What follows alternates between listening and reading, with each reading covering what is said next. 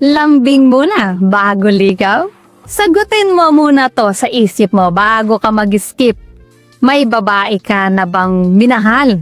Ginawan mo ng effort, pinakita mong seryoso ka, pero habang mas lalo kang nanliligaw, mas lalo siyang lumalayo.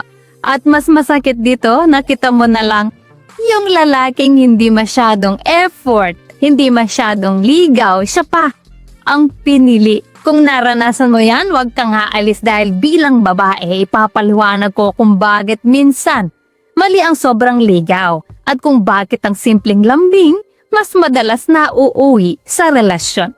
Panoorin mo to hanggang dulo kasi baka dito mo maintindihan kung saan ka talaga nagkamali at paano mo to maiiwasan sa susunod.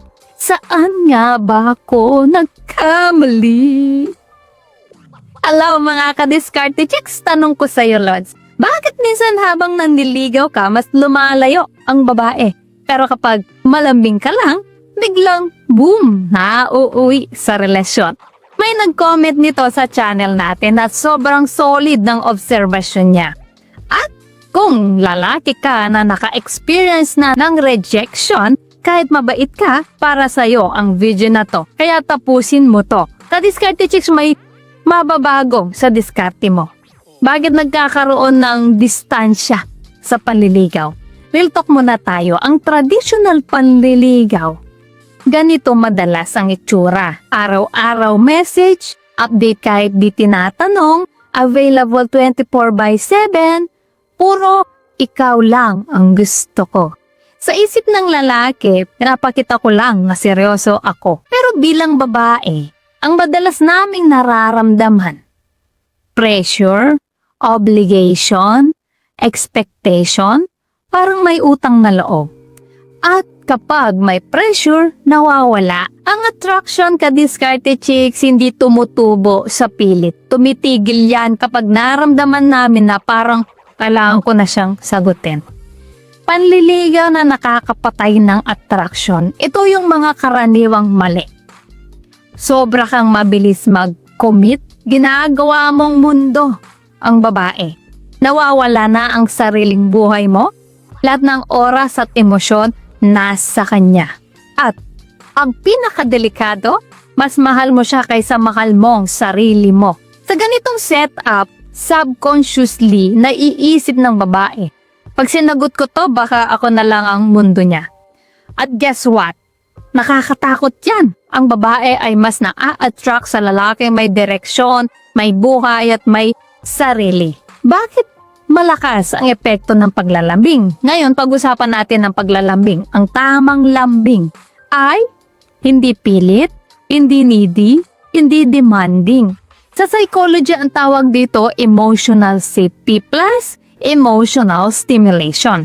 Kapag malambing ka, magaan kang kasama, masaya ka kausap, walang pressure, walang pilitan. At dito pumapasok ang linya na hindi ko alam bakit, pero gusto kitang kausap. Boom! Yan ang attraction. Ano ang tamang lambing? Hindi to bastos, hindi rin pasim. So halimbawa ng tamang lambing, masaya ako pagkausap kita. Ang gaan ng energy mo. Gusto ko yung vibe mo. Totoo, di ko alam bakit, pero komportable ako sa'yo. Walang pressure, walang pilitan, walang demand ng kapalit.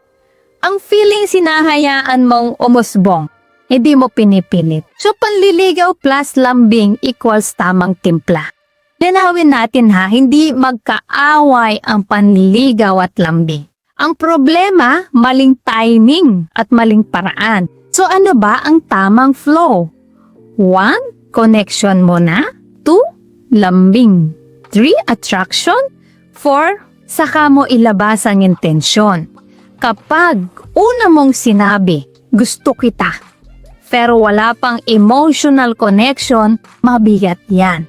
Pero kapag una niyang naramdaman, masarap pala siyang kausap.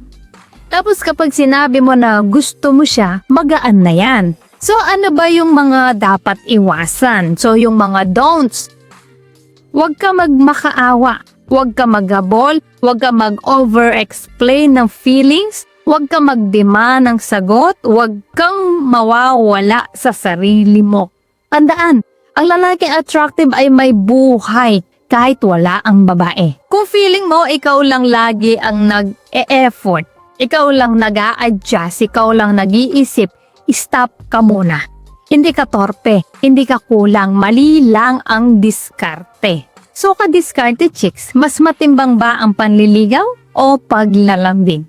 Ang sagot, lambing muna bago panliligaw. Connection muna bago commitment.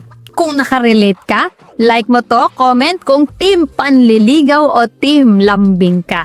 At subscribe para sa mas marami pang Real Talk Diskarte. So ayan mga ka-diskarte chicks, sana ay may natutunan po kaya sa video natin ngayon. At syempre, bago po tayo matapos, shoutout muna sa ating mga masugin at tagapanood na sina Jacinto Somoso from Caloocan City, Joseph Abila watching from Daraga Albay, Renaldo Paran from Masbate, Edwin Cassia from Bicol, Antonio Castilla from Malate, Manila, Marvin Ventura ng Poland, Noy Aniga ng Oriental Mindoro Region 4B, Haron Abdul Kadir ng Qatar, Danny Rivera ng Manila, Ariel Concevido taga Bicol, Reynaldo Lorenzo ng Malolos, Francis Cagas ng Laak Davao de Oro, Rolly Berha ng Quezon Province, Mark James Tusi Aguilar from Catanduanes, Richard ng Pangasinan, Anda Ilocano, Roberto Fernandez, Jose Rubio, Pangasinan, Marlon Malejo ng Jensan, Dexter Pinto ng Bicol, Oas Albay, Frank Natividad, si Norcar Medina from Myrtle Beach, South Carolina, at kay Adrin Matalog na nag-request nito ang topic natin ngayon. Shoutout sa iyo, ka-diskarte chicks!